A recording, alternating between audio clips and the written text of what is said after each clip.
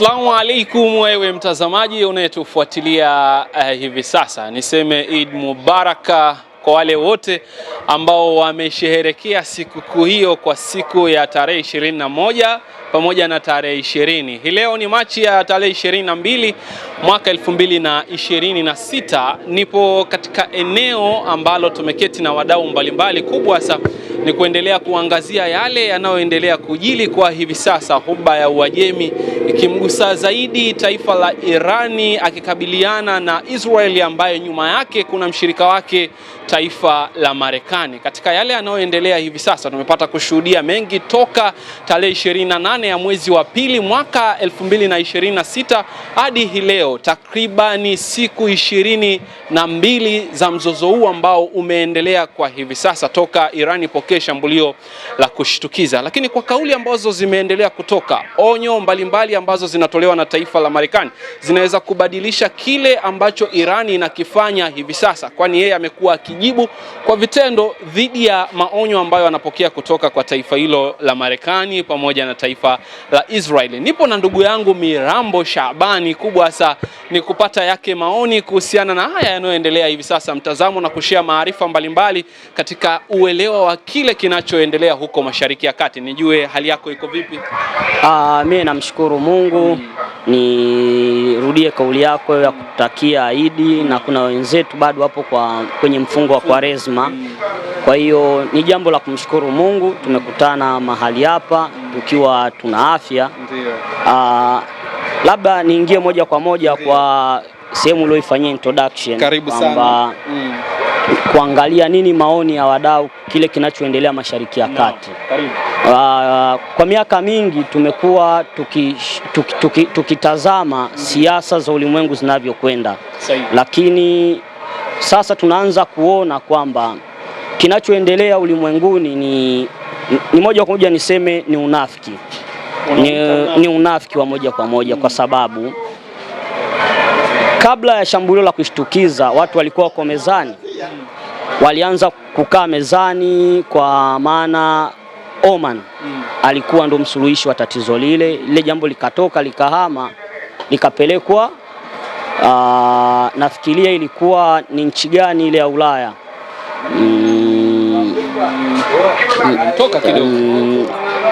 kule kulikuwa bado kuna maongezi ambayo ya kutafuta mwafaka na suluhu ya changamoto ya Mashariki ya Kati. Lakini katikati ya maongezi yale mtu anakuja kwa nyuma anafanya shambulio, na anafanya shambulio anatokea kwenye nchi jirani ambazo zimezunguka taifa lile. Tafsiri yake Saudi Arabia na Kuwait.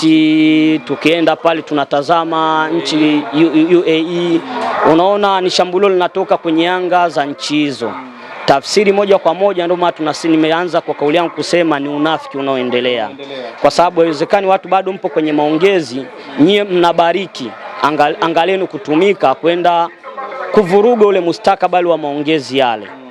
Tafsiri yake tunaona ulimwengu unaendeshwa kwa unafiki na propaganda. Yule samaki mkubwa anaweza akafanya lolote atakalo kwa muda wowote na kwa saa yoyote anayojisikia yeye kufanya analolisikia, kwa sababu hata ukiangalia wachambuzi wengi wa kutoka kwenye nchi labda tuseme Marekani waliweka wamebainisha wazi kwamba Iran ilikuwa bado haijawa tishio kwa usalama wa Marekani.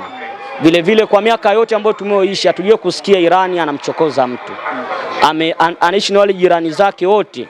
Tafsiri yake unachokiona tunaona kwamba kinachoendelea ni mtu anapokuwa anatafuta kitu kwa mtu yuko radhi afanye chochote kile anachojisikia, ili mradi target yake apate kile anachokitaka pale. Ndio kinachoendelea. Sasa kwa mzozo toka ulivyoanza na mpaka hapa ulipofikia, hoja ya msingi na maswali ambayo yanagonga kwenye vichwa vya watu wengi ni juu ya kauli za Marekani kwa taifa la Iran. Dhahiri shaili wengi wanatafsiri kwa namna wanavyoweza. Kwako sijui unaweza kungamua vipi Tukirejelea katika kauli ya Benjamin Netanyahu kuhitaji viongozi wa mataifa kuiunga mkono Israel pamoja na Marekani, inatoa dalili zipi hasa juu ya mzozo huu ambao unaendelea hivi sasa? Ni nini ambacho unakiona katikati kutaka mataifa haya mawili kutaka msaada wa viongozi wa mataifa mengine? Ni jambo la fakta moja kwa moja ama logic ya moja kwa moja ni kwamba ile plani waliokuwa wamefikiria wao nadhani itakuwa imefeli, kwa sababu labda target ilikuwa ni kufikiria utakapo waua wale viongozi wakuu wa nchi, labda mabadiliko ya kimfumo yanaweza kufanya nini yakatokea, lakini imekuwa tofauti na Venezuela alipochukuliwa Maduro. Shughuli imeishia pale, lakini tunachojifunza kutoka Irani kuwa mfumo wao ni tofauti sana. Ule mfumo tafsiri yake ni shirikisha hadi kwa wananchi, ndio maana hata unapowaua viongozi hakuna unachoweza kubadilisha. Ngoma inaendelea kuwa bado ni ngumu, ngoma inakuwa bado iko pale pale. Tafsiri tunachojifunza ni ifikie hatua dunia iwe ya uhuru na haki, kwa sababu baada ya wale jamaa kuonekana wameshindwa, wanatafuta namna ya kuongeza washirika wao. Lakini dunia ilivyo sasa hivi ipo wazi sana, tofauti na miaka 2002 kwa Iraki. Tuliona kabisa baada ya kuvamia pale ilipata baraka kwa zile nchi zote washirika ambao ni NATO, wote waliingia pale. Lakini sasa hivi hata wale NATO wakifikiwa, unaona kabisa wanakwambia hatuna sababu ya sisi kuingia kwenye mgogoro kwa sababu hautuhusu. Ule mgogoro moja kwa moja una maslahi ya moja kwa moja baina ya Marekani na mshirika wake wa karibu na Israel, kwa sababu ukirejea kauli za nyuma za Benjamin Netanyahu, za Donald Trump aliyokumtuhumu Benjamin Netanyahu kwamba asijikweze sana kwa sababu silaha anazotumia zinatoka Marekani. Kwa tafsiri yake mwenye ule mgogoro wa moja kwa moja ni Marekani na wala sio Israel. Kwa hata wale wanaopoteza maisha kwa pande zote mbili, Irani na Israeli, sababu ya hawa kupoteza maisha ni Benjamin Netanyahu ni Donald Trump. Kama angekuwa ndio kiranja tukasubiria mpaka mwisho wa maongezi, nadhani tungekuwa kuna suluhisho la kudumu na amani ya Mashariki ya Kati ingeendelea kuwepo. Sasa kwenye hili swala wengi wanajiuliza jukumu alilolibeba Marekani kwanza kakabidhiwa na nani? Lakini kwa nini mpaka sasa Umoja wa Mataifa kupitia katibu wake umekuwa tu ukitoa onyo la kumtaka Irani asitishe kushambulia na Marekani pamoja na Israel wasitishe kushambulia taifa la Iran? Swala hili linaleta mafikirio yapi hili ambalo linaendelea? Kinachoendelea pamoja, katibu mkuu wa Umoja wa Mataifa anastaka pande zote hasimu kurudi mezani na kuacha kushambuliana. Tayari pameshaingia mkwamo wa kiuchumi, kwa sababu wale IRGC walipoamua kwenda kufunga ule mkondo wa bahari wa Hormuz, tayari tumeona kumetokea mabadiliko makubwa ya nishati duniani, kwa sababu pale ndio ulikuwa wataalamu wa mambo wanatupa takwimu kwamba 20% ya mafuta yanakuwa supply duniani yanapitia pale. Lakini sasa hivi wale IRGC wameenda kupafunga pale, ili upate huduma lazima ukubaliane na matakwa yao, ambao matakwa yao yamejielekeza. Ukimfukuza balozi wa Marekani na Israeli nchini kwako utaruhusiwa, tofauti na hapo wenyewe wataendelea kupafunga. Ndio maana unaona kuna nguvu kubwa ya Marekani anajaribu kuwapush wale washirika wake waweze kuingia kwenye ule mzozo moja kwa moja, ambapo hata ukiangalia washirika wenyewe wanaona kabisa ule mgogoro ilikuwa haina sababu ya kuingia kwenye mapigano ambayo yasiokuwa na maana, hali yako bado mko mezani. Kwa hiyo katibu mkuu wa Umoja wa Mataifa anajaribu standardize pande zote mbili, ili mradi huu mkwamo wa kiuchumi usiendelee, kwa sababu ukiendelea tunaona kuna pande ya kwanza tayari kulikuwa kule Urusi, ambao Urusi alikuwa na vikwazo. Marekani amelazimika kuondoa vikwazo kwa Urusi ili wafanye biashara. Na ukiangalia upande wa pili ndio kwa mshirika wa karibu wa Urusi ambayo ni Iran, ambayo ni moja ya muungano wa BRICS. Kwa unajikuta pande zote ambazo ni muhimu sana katika uchumi wa dunia zimeingia kwenye majanga ambayo yasiokuwa ya muhimu, yasiokuwa ya lazima. Kwa hiyo tunachokiona ni wanajaribu kutafuta njia ya kuepuka hichi kinachoendelea, kwa sababu itafikia hatua pipa litanunuliwa karibuni dola 200, ambayo itakuwa kwa hizi nchi zetu za dunia ya tatu tutanunua karibuni lita 4,000-5,000, ambao wanajaribu kupunguza ule mgogoro usizidi kutanuka. Lakini wenyewe Iran walitoa tamko, swala la kuanzisha vita litakuwa ni lao, ila atakayemaliza vita watakuwa ni wale Irani. Kwa kauli hiyo tumesikia mmoja ya kiongozi wa jeshi alizungumza bayana kwamba kama muda utakuwa mchache zaidi wataenda zaidi ya miaka hiyo 10, sio chini ya hapo, na mpaka sasa tumeshaanza kuziona athari za mfumuko wa bei za nishati, mafuta pamoja na gesi. Hatua hiyo ambayo inazungumzwa na ikifikia kuwa hivyo, unafikiri Mtanzania wa kawaida atakuwa katika hali gani?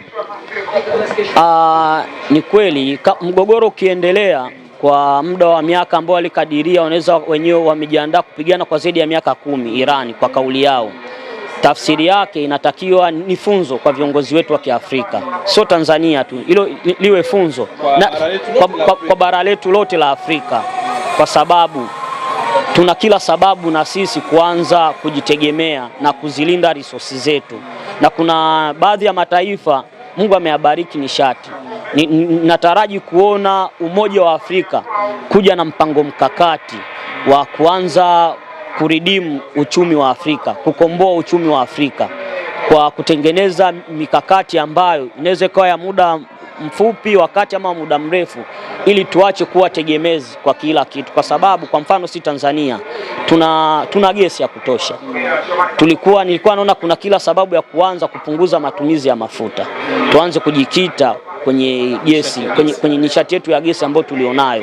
Kulikuwa kuna mkakati baina ya Tanzania na Uganda kwa ujenzi wa lile bomba ambalo litakuwa linasafirisha mafuta kutoka Uganda kuja Tanzania na hatimaye kusafirishwa. Ilikuwa kuna kila sababu sasa nchi zetu za Afrika Mashariki, viongozi wetu wa Afrika Mashariki waone kuwa ndio muda sahihi sasa kuanza kutumia ile resource ambayo Mungu ametujalia kwa ajili ya kuanza kupunguza baadhi ya mfumuko wa bei usiokuwa na maana wala lazima, kwa sababu viongozi wakiwa na dhamira ya kweli, sidhani kama mgogoro unaweza ukatuathiri kwa 50%, unaweza ukatugusa kwa 20 hadi 30, kwa sababu rasilimali tayari tunazo. Kwa hiyo hatuwezi kuendelea kuwa ombaomba, kwa sababu rasilimali tunazo. Cha msingi ni kuangalia namna bora ya kuzitunza rasilimali zetu ili ziweze kuwanufaisha wananchi wetu wa East Africa na wa Tanzania kwa ujumla. Sasa ili Marekani na Israeli ifanikiwe kutegua kitendawili hiki, unafikiri inapaswa kufanya nini? Waswahili wanasema mtu mzima akivuliwa nguo hasimami uchutama. Ni vizuri tu Marekani tunamjua ni giant, ni moja ya nchi giant ulimwenguni. Warudi tu waseme wamekosea ili maisha mengine yaendelee. Kumwomba radhi mdogo sio kujidhalilisha, ila ni kutaka mambo yaende vizuri. Sehemu ya kuonekana pia una busara. Ni sehemu ya kuonekana una busara na unatazama mbali kwa ajili ya mafanikio ya dunia, kwa sababu kwa muda mrefu Marekani wamekuwa wakijinadi wenyewe ni viranja wa dunia, lakini yule kiranja leo ndio amefanya vitu vya hovyo sana. Nikope neno kutoka kwa makamu wa rais wa taifa la Marekani kwa awamu iliyopita, Kamala Harris. Alizungumza au aliandika andiko kupitia ukurasa wake wa Instagram na kusema kwamba hatua aliyoichukua rais wa Marekani Donald Trump ni kukurupuka kuingia katika mzozo huu. Unafikiri ni kweli kwa jinsi ambavyo unaona mwenendo wa ile jambo ni kwamba alikurupuka?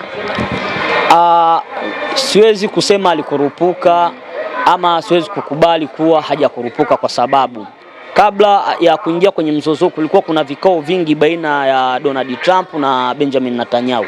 Vikao vingi sana, watu wapo kwenye maongezi, lakini Benjamin Netanyahu alikuwa na safari za hapa na pale kuelekea Washington, ambaye baada ya vikao vile kuwa vingi, tunaona jibu lililokuja ilikuwa ni moja kwa moja la kwenda kuishambulia Irani. Labda niseme tu Marekani Donald Trump amekuwa mtifu kwa Benjamin Netanyahu kwa sababu ndo alikuwa muda mwingi analalamika kuwa uwepo wa Irani ni tishio kwa Israeli. Unaona kabisa ni Trump aliingia kwenye mtego wa Benjamin Netanyahu. Kwa hiyo tunasema Benjamin Netanyahu amekuwa ni mshindi kwa sababu amefanikiwa kumvuta Marekani kuingia kwenye mzozo wa moja kwa moja, ambao ni jambo ambalo hata ukiangalia maoni ya Marekani wengi wanasema ile sio vita yao. Sio vita yao kabisa, wala haiwahusu, kwa sababu ilikuwa haina maana, kwa sababu kimechoenda kutokea pale ni ile miundombinu ambayo uwekezaji mkubwa ulikuwa umewekwa na Marekani kwenye Mashariki ya Kati, wote umejikuta unaharibika kwa muda mchache, ambao umepoteza kipato kikubwa, ambapo uchumi ulotumika ni kubwa sana. Gharama iliyotumika kuwekeza pale Mashariki ya Kati ni kubwa, unajikuta ile investment imeharibika ndani ya siku chache. Kwa hiyo unajikuta Donald Trump aliingia kwenye mtego wa Benjamin Netanyahu.